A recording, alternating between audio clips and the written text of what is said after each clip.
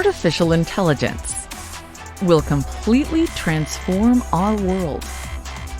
But what is AI? Why will it affect you?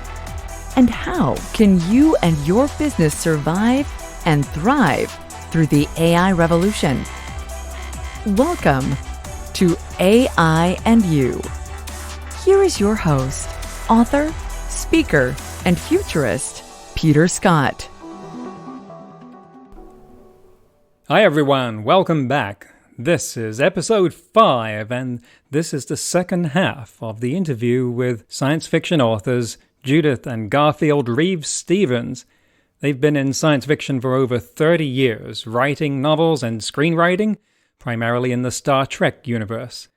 They've written novels in that universe, such as Memory Prime, which takes place in the original series era, one of my favorite stories. It's about Kirk, and it features an artificial intelligence. They were screenwriters for the series Star Trek Enterprise and had producer credits on that. If you know where to look, you can even see them on the screen in one of the episodes. They won the Constellation Award for creating the series Primeval New World. But they've not done just fiction. They've also helped Disney design theme park rides. They've even helped NASA with visioning their future goals through a space policy workshop. And that was one of the things we talked about on the last episode, along with their experiences as writers in the Star Trek universe on television, and what it's like writing during a pandemic. We talked about their experience of science fiction and its role in predicting the future, telling stories, and particularly about artificial intelligences, and some of their thoughts about what those might turn out like. They're credited together, they work together, they live together, and they speak together. You can hear this incredible back and forth between them, finishing each other's sentences as they respond to the questions and the discussion that we're having. Now, of course, science fiction writers primarily write to tell a good story, to entertain us. But what other functions does science fiction serve in our society? It occurs to me that science fiction is the goal-setting engine for the human race. Now, let me explain by analogy with my business and experience as a coach. People come to coaching generally with a goal, and they want to get to it, and something's in their way. That dynamic writ large, of course, is the story of the whole human race. But where do goals come from? What is the creation engine of goals with people? If someone comes to a coaching session without a goal, then we usually look to their complaints. What's wrong? Let's start with that. Well, such and such a situation is bothering me. Okay, what would the opposite of that be? That usually turns out to be the goal, or a good start at it. Similarly, a lot of what we try to do as a species is driven by these reactive goals. What don't we want to happen?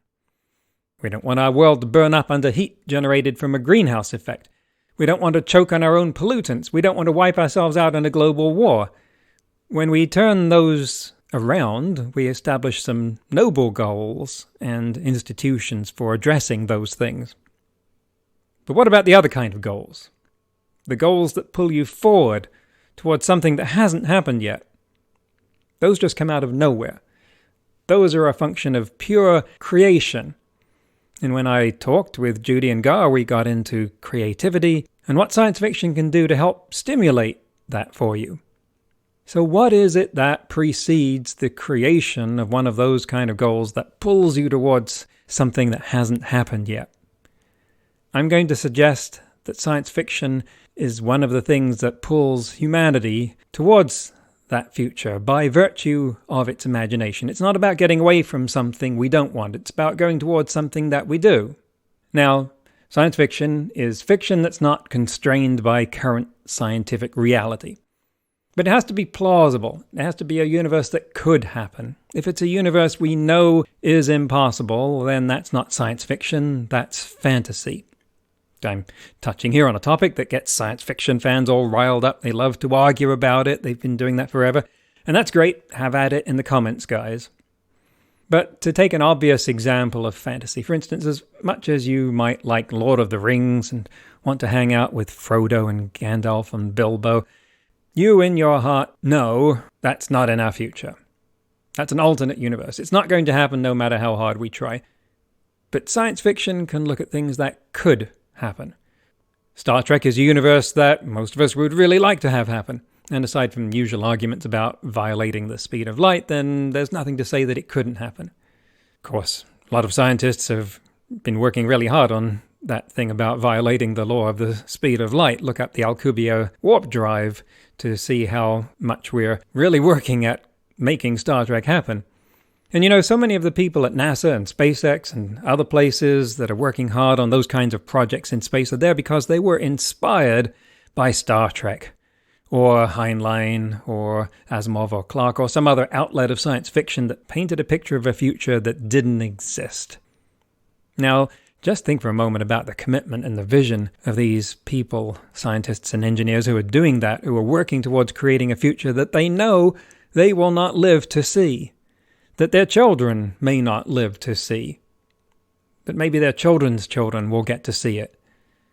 That's what drives these people to do what they do, one little step at a time, one new robot on Mars at a time, one new satellite exploring Jupiter at a time. Yes, some people in this field are also there because they're driven by what they want to not happen. We're now in an era where we can see how the human race might cease to exist, either by some external event of a kind that has happened before or at our own hands. Now, by and large, most people in the world do not go to work thinking about how they can create a backup of the human race that will survive a planetary destruction. Unless you work for Elon Musk, in which case you probably do. But in either case, whether you're working towards something that you want or working to avoid something you don't, it's science fiction that beats within the hearts of the people who are pushing this as hard as they can. So I'd like to suggest that when it comes to the whole human race and our long-term goals, that it is science fiction, among other influences, but science fiction as a key influence, that creates those visions, that sources those goals. How far or how fast would we have gotten in the race to the moon if Jules Verne hadn't envisaged that 100 years earlier?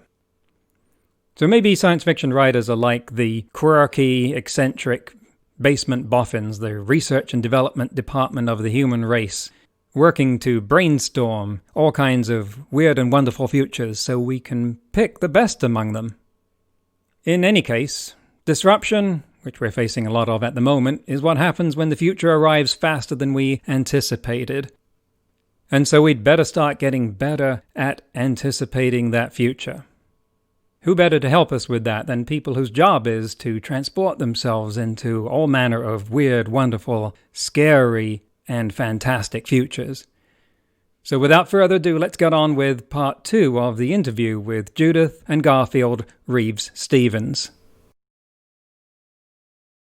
In the process of writing for Hollywood and being in that domain. I mean, you were right there. I saw the last episode of Star Trek Enterprise, and you were in the last scene, sitting in the back row of the Federation Hall. So you're right in the middle of all of that with your teamwork there. And what were some of the incidents where that tested you or grew you, that you learned from?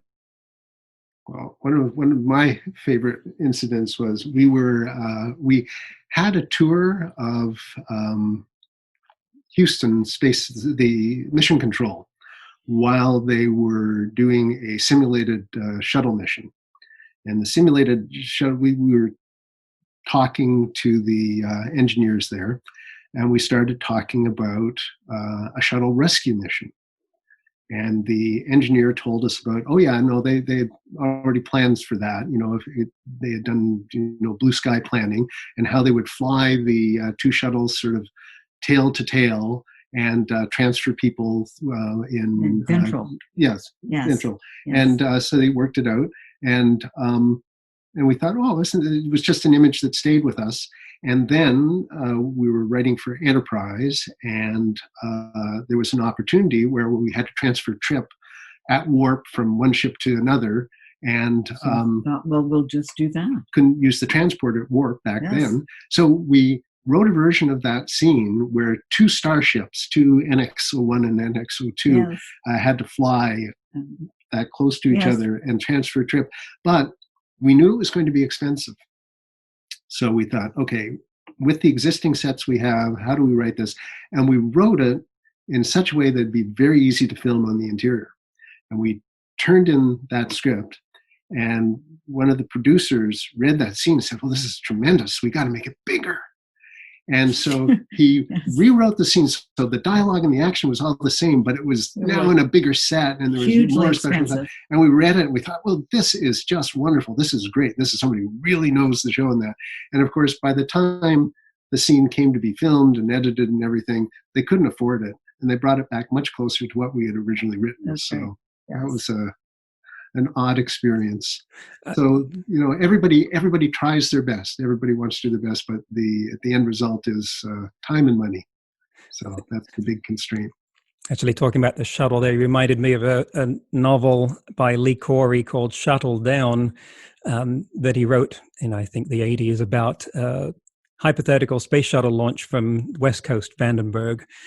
And they had a main engine cut off about a minute into the flight, and they had to abort. And the only place that was within landing range was Easter Island, whose runway was too short. And they had a primitive control tower there. And the story then revolved around how to get them off that, and the fact that they landed without passports, so they were technically illegal immigrants, and all of these things. And the interesting thing about this is that he had actually taken this idea to NASA beforehand and saying, isn't this possible? And they didn't answer him. And sometime after this, I think someone in Congress read the story and said to NASA, this is science fiction, right? Couldn't possibly happen. And NASA had to say, well, actually, it's all quite possible. If you had a main engine cut off at that point in the flight, exactly this would happen.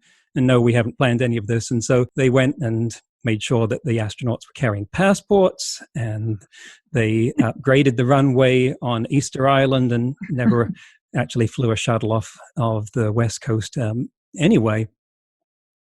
Those things.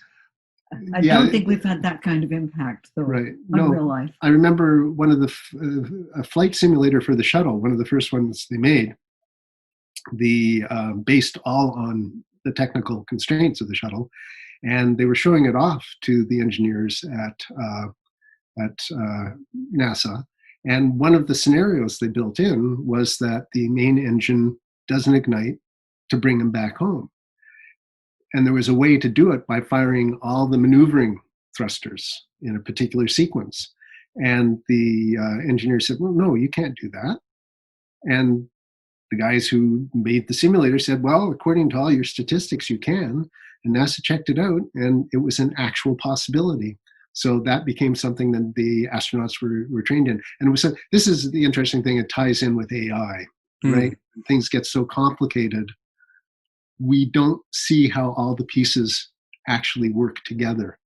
And so we can't predict the outcome of certain events. And that, to us, I think, getting back to AI is something that is the most worrisome part of AI. We don't know how it's going to do what we think we want it to do. And how they will achieve the decision that they have made. We won't necessarily know the steps that they have taken. And that is worrisome. It's a big issue in the field right now of explainability. And are you thinking there about artificial intelligences that are much more intelligent than we are? Differently intelligent. Different. Again, the whole idea of trying to recreate a human mind without biology driving it is, does that mean we create a sociopathic intelligence? We were thinking that the intelligence we should be creating is the intelligence of a dog, because built into the dog's genes after hundreds of thousands of years is that they love human beings. And they've done the blood tests on dogs, and the oxytocin, the love hormone. When a dog sees his or her owner, and they are actually in love with us and won't harm us. And it would be great to figure out a way to build in a dog algorithm to artificial intelligence. So whatever it does, with our luck, it will be a cat. It'll be a cat, right? That's right. But just the sense that it will be the Asimov, the three laws, where a robot will not through action or inaction, allow a human being to come to harm. And yet all his stories were about ways in which those laws failed or were exploited. I was speaking to a conference of motivational speakers once, New Age writers, and gave them an exercise where I said, imagine that artificial superintelligence is developing right in front of your eyes. You are in the room as this thing wakes up and says, hello, who are you? And you have the good fortune to be there and address it in a conversation before its recursive self-improvement takes it beyond the point of being interested in that conversation with us any longer. And let's say you have 5 minutes. How do you teach something that's never been human what the best part of being human is, what it means to be human? I wonder what you would do with that exercise. What would you do in the same circumstances? Pull the plug. That doesn't always work. I think I've seen some cases where that doesn't work. I think it would be independent of the plug. Yeah, personally, and we've discussed this, we've written about this, humans are a species in transition. And, 10,000 years from now, whatever has left the planet Earth to go to other star systems, probably won't be human, but they will be in some way descendants. They'll be augmented. Silicon. They'll be biology, silicon, what have you. But, we're just a moment in time. And I think if we're watching this super intelligence surpass us in 5 minutes, I think it's more you give them a postcard, you give them a memento of this is where you came from, and remember, and but that's about all we can do. Well, there are more than a few speeches by Kirk and Picard basically amounting to humanity is worth saving, it's worth keeping around, here's why. It would be nice if that happened. I don't know. I feel we're just going to be launching something, right? And it's going to take its own path. And I hope we're smart enough to be able to understand the path it's taking. Right. So, how did you get into this? Was there a defining moment where you woke up and said, "Oh, I'm going to be a science fiction writer"? Gosh, we were always readers. Always readers. Always readers. And when we realized that somebody actually wrote the books that we read, we both headed that direction. And there's a tremendous amount of room in science fiction. Yeah. You're not fettered. It doesn't mean you're not fettered by science. We rather like being fettered by science. But we never really wanted to just describe the world around us. We always wanted to do the world as it could be. The very first thing we wrote together as a team was a science and textbook series for kids, grades 1 to 3. Science Around Me. And we spent a couple of years on that, and we talked to ministries of education across Canada and taught classes and put it together. And that's when we knew we enjoyed working together and writing together. But boy, was it exhausting. And, the politics and the salesmanship that went into that. And we thought, well, we have to write something that's fun. And I had written a couple of techno horror novels at that point. And I remember we were talking. Worked in language arts. Right. And we thought, well, let's write science fiction. And Star Trek Memory Prime was the first science fiction book we wrote together. And it just took off from there. What a great start.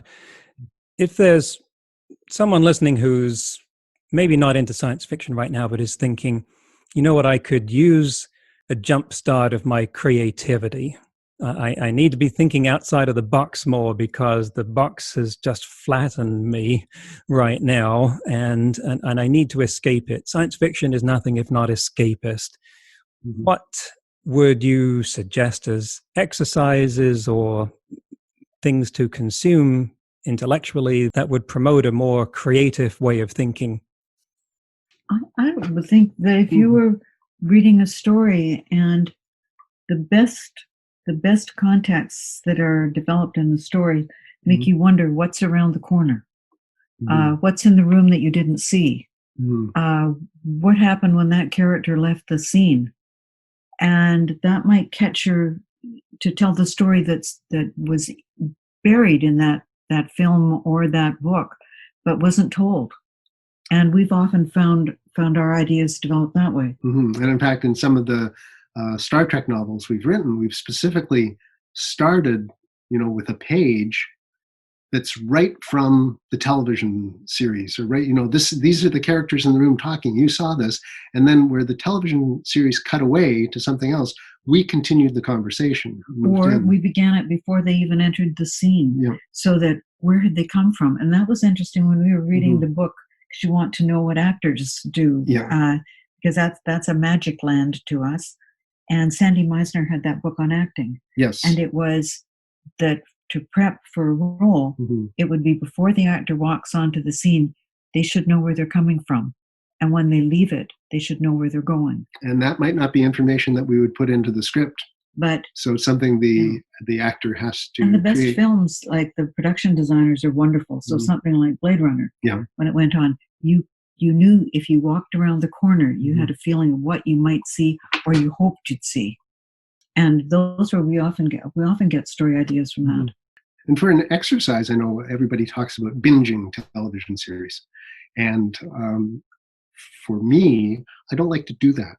I like to, watch the episode, 2 at most. And think about it. Figure out how did we get there, and then try and anticipate what's going to happen next. And for a creative exercise, just something very simple to do is watch half of an episode. Stop and actually think about, write down words of, is the guy going to succeed in hijacking the spaceship? Is the woman going to succeed in getting her boyfriend back? Something like that. And try and anticipate how you go about doing that. And that's a way of showing you what it's like when you're writing a story, is that you started out, but you don't know where it's going to go necessarily. You might know what you hope is going to be the end of it, but how you get there is that same process. Is you sit down and you're trying to figure out who knew what when, what happened to them, what is going to change the way that they anticipate, like what's the reaction going to be to whatever you're planning for them. That is a way to slow you down. And if you're binging, you lose out on that. And as a writing technique, so you can't go wrong with the number one rule, which is what happens next. Well, what's the worst thing that could happen? Well, then make that happen and figure a way out of it. That's sort of like Perils of Pauline. We tend to do that. It's one of and the best ones you watch too are you thinking like, how in the world are they going to get beyond this episode? What is going to happen next? What can happen now? Haven't they done everything they could do to these people? One of my favorite scenes of all time in science fiction is The Empire Strikes Back, and Luke has been captured. He's on the gangplank. His hands are tied.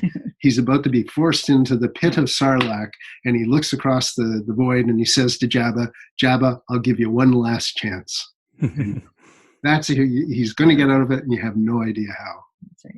A lot of people probably thinking right now the worst seems to have happened with the change in the world right now with the crisis. Is it impelling you to write about or think about disruption more? Does it drive your thoughts more towards any level of apocalyptic thinking?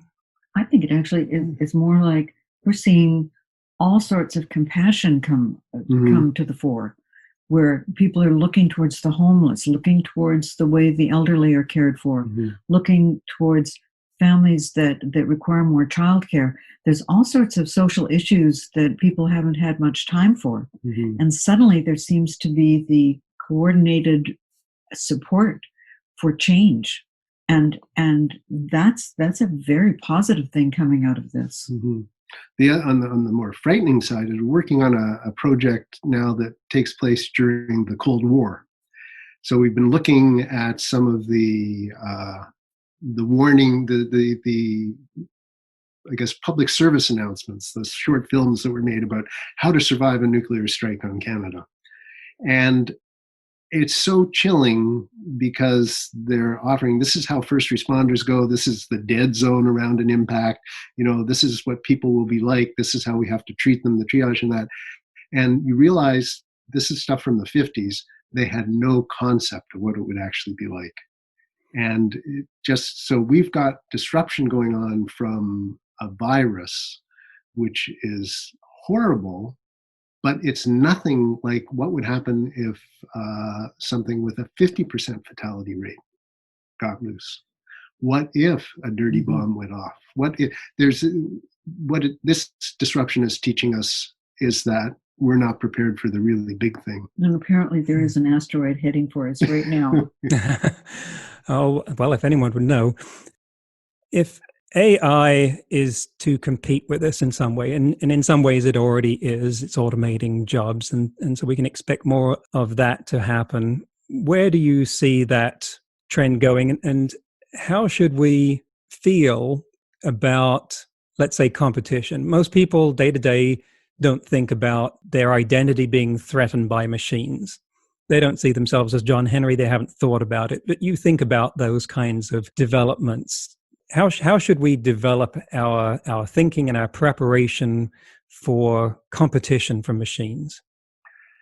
That's a big question. That is a big question. In The Expanse, the science fiction series I mentioned earlier, about 200 years in the future, the unemployment rate on Earth is about 50%, simply because everything is automated. And that helps inspire people to move off planet and try and get to Mars and the asteroids.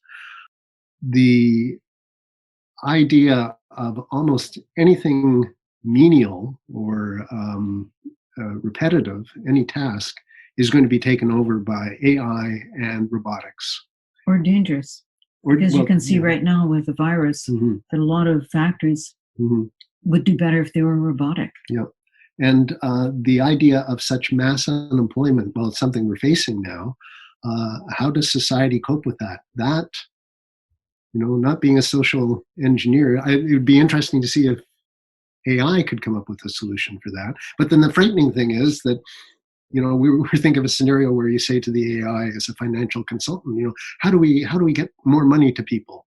And the AI thinks, well, if I cause a weaponized virus to escape from a lab, everybody gets $1,200. So it makes sense to the AI, but it's devastating to us. If AI started writing science fiction stories, what would you do? Probably buy them. We would be reading them with interest. Yeah. Right. Trying to think, though, there's a good task for an AI. How would you build an algorithm to get it to try and predict future society movements like psychohistory, Asimov's I'm sure someone's going to be setting that problem before one. Right. And that, of course, is the whole concept behind Westworld this season, that the supercomputer, Rehoboam, had basically worked out the world lines of everybody on Earth. And it was the robots, the artificial intelligences, that became anomalies because it hadn't predicted them and couldn't predict their actions. Who has been your greatest influences? Well, Gene Roddenberry in Star Trek. Stephen King, Stephen King's great technique is that he creates absolutely real characters, absolutely real settings, and then when he brings in the unreal element, it's cloaked in reality. So you can picture the vampire, you can picture the supernatural creature. That's one kind. Dean Koontz always has hidden stories, stories he hasn't told around the corner in his books. And there are so many science fiction writers that have caught our attention. I think, like, we love Nine Princes and Amber. We love there are fanciful ones too that have no connection, or we've got an Alfred Bester, or Andre Norton, and they're just throwing out ideas so fast that I think they never get past first draft when they write. Alfred Bester, definitely. Alfred Bester just packed with ideas. Yeah. But still, we're omnivorous, but we tend not to not to read stories about dysfunctional families Yeah. or about contemporary Yeah. reality. It is, we like people that, and also when you think of even stories like The Ghosts of Mars and Mhm. it just Bradbury, Ray Bradbury. This is a different kind. They're the lyrical ones, the technical ones. People like Baxter with huge ideas, or Yeah. Clark. There have been a lot of The big ideas, I think, are the most inspiring ones. Hmm. People like Clark and Baxter.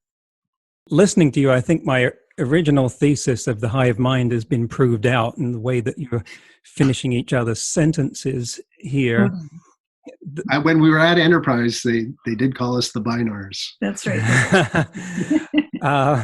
And a sister field of artificial intelligence is brain-machine interfaces, which looked like they were much further off in the future until some recent developments, most publicly Elon Musk founding Neuralink and saying that he'll have something within a few years. And what sort of potential is there for the change to us as a species if we had a device that could read or write our thoughts? Which is definitely coming. I think that's just a matter of engineering now. The terrible thing is, though, it's going to be a great aid for people who are somehow disabled, where they can more directly, become roboticized themselves, move around. But then the danger is that thoughts can come into your head that aren't necessarily your own, but you have no awareness that those thoughts have come in. And then you get into the real science fiction premises of you're living in a virtual reality world. What if the thoughts aren't your own? What if, Judith, the thoughts are Garfield's? And that would be all right, would it? If we knew. If we knew. But if it's like the experiments with the cockroaches, and they can make the cockroach decide to walk to the right or walk to the left. And I don't think the cockroach is aware that anything is driving it to do that. But then biology drives us to do those things too. So it's a tough philosophical question. But I think the idea would be is, okay, we've become a new species. We've become transhuman. And at what point is there a divide between, there are now two species of sentience on the planet, the transhuman augmented species and the unadulterated human. And to a large extent, many of us are inseparable from our smartphones already. Yes. Suppose one of those mind-reading/writing devices was hooked up to each of you and went into pass-through mode, and now you can read each other's thoughts. Mm-hmm. What would that mean for your writing career? Lose the privacy of your brain. Lose the privacy of your brain. Yeah. That would be... That's always a worst-case scenario in science fiction. And also, what would entertainment be at that period? We always ask ourselves, well, at the time of Star Trek, with space travel, time travel, aliens, do they still have science fiction? Or is everything just fiction? Oh man. But privacy issues, we're beginning to see that now with increased intrusion. And by the time it gets right into your thoughts, then you're into like Corbin. Clark and Baxter collaborated on a fascinating book, Light of Other Days.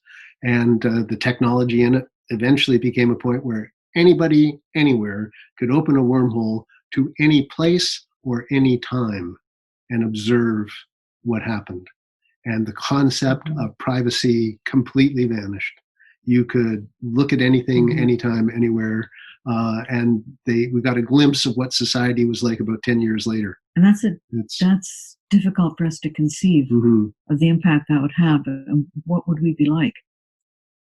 All of these big changes coming or potential, and if only there was so much more time available to talk about them, but we're coming up on the end of the show here. Tell us about your latest projects. I think you've got a new novel out called Wraith. Tell us about that and anything else that you want people to know and where they can find out more about you. Okay, well, Wraith Wraith was, the pitch on that was ghosts have been weaponized. And entanglement. And what we tried to do, we do this a lot. Sometimes we say, okay, if such a thing is actually true, how is it possible that it's true? I did it with alien abduction, where I wrote Night Eyes. And I said, okay, let's say everything the abductees are saying is true.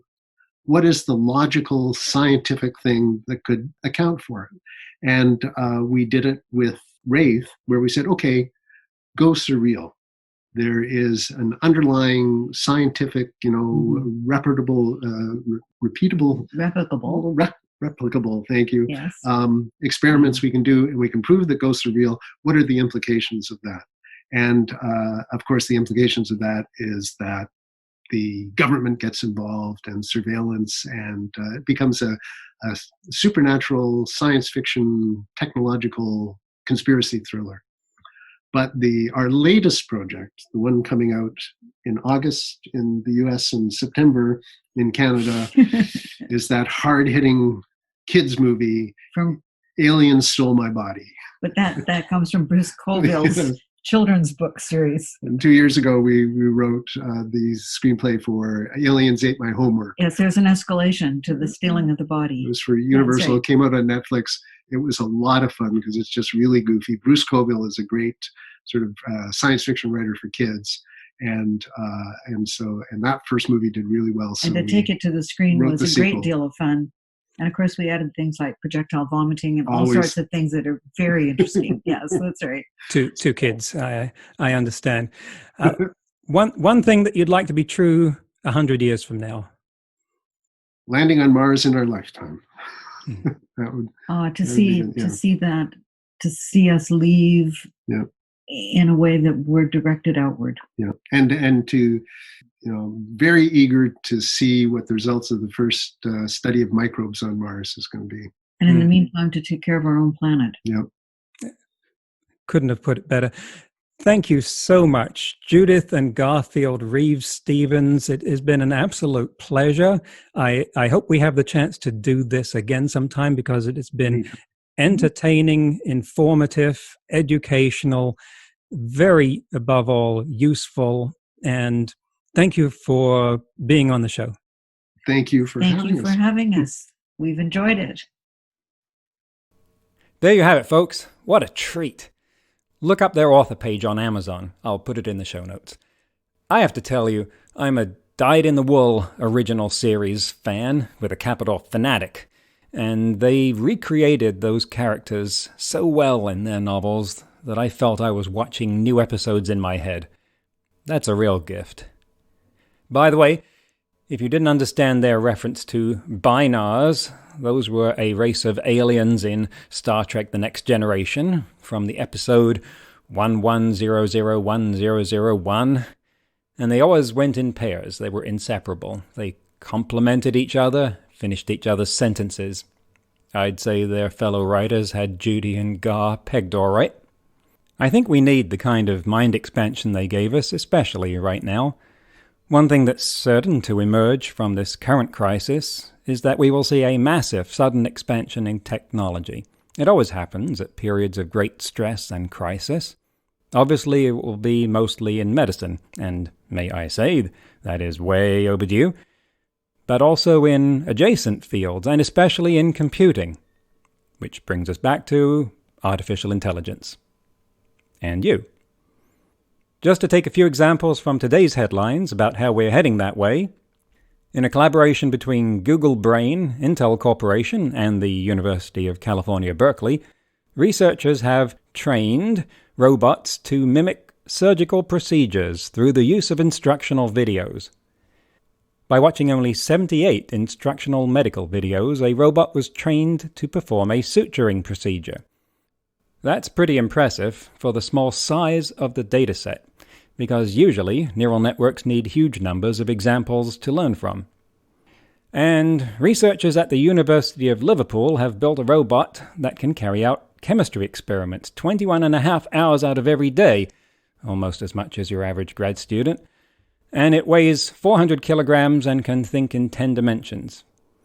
It decides what experiments to conduct, and with no guidance from the research team, already found a catalyst that was 6 times as active as previous ones. On next week's episode, I will be talking with Ryan Darcy. He has seen naked brains in person while they were still in use. He is a neuroscientist working on the cutting edge of understanding and fixing broken brains. We met when he was a fellow speaker at my last TEDx event, and his story was about Trevor Green, a soldier in Afghanistan who had an axe sunk into his head.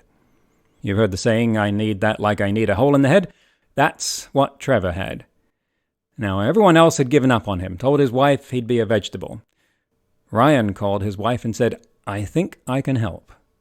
And if you want to see the result, you can judge for yourself by watching his TEDx talk, because Trevor was on the stage with him as his co-speaker. If we want to understand AI, we have to understand ourselves. Firstly, because in creating artificial general intelligence, we might need to know how humans do that in order to figure out how to do it with computers. It's not easy. Secondly, because when artificial general intelligence becomes a thing in this world, we will be driven to question who we are and what makes us unique. Getting a head start on that might be a good thing. Until next time, remember, no matter how much computers learn how to do, it's how we come together as humans that matters. That's all for this episode of AI and You. Please leave a rating and comment and share with your friends. Get the book Crisis of Control and see more videos and articles at aiandyou.net. That's aiandyou.net, where you can also send us your questions. Thank you for listening.